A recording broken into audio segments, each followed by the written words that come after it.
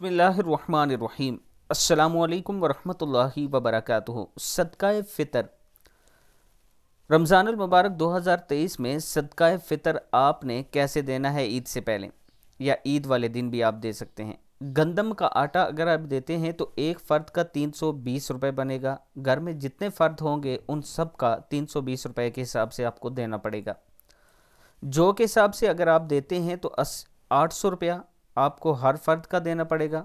खजूर के हिसाब से 2800 रुपया, अजवा खजूर के हिसाब से 10,400 रुपया और किशमिश के हिसाब से 6400 रुपया। अब आपकी जितनी इस्तात है, आपको अल्लाह ने जितना माल और दौलत दिया उस हिसाब से दें और बढ़ चढ़ कर दिया करें ताकि अल्लाह ताला कबूल फरमाए।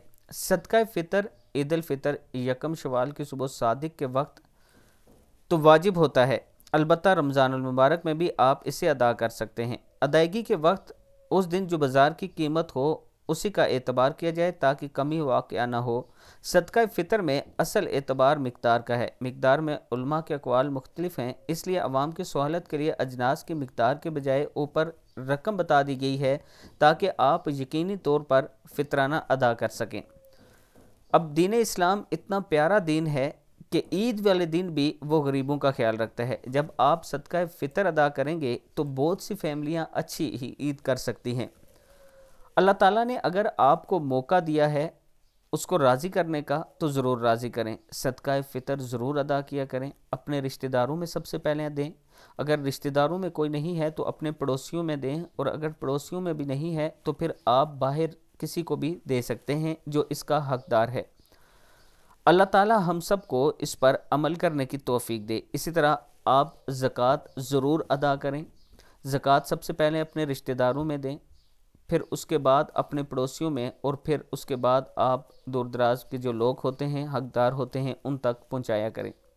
जब आप अपने माल से सदका निकालेंगे, ज़कात निकालेंगे, सदका फ़ितर निकालेंगे तो आप यकीन जानिए कि आपका माल पाक होगा। अल्लाह ताला आपके रिज़्क़ में बरकत अता फ़रमाएगा, आपको इससे ज़्यादा अता फ़रमाएगा।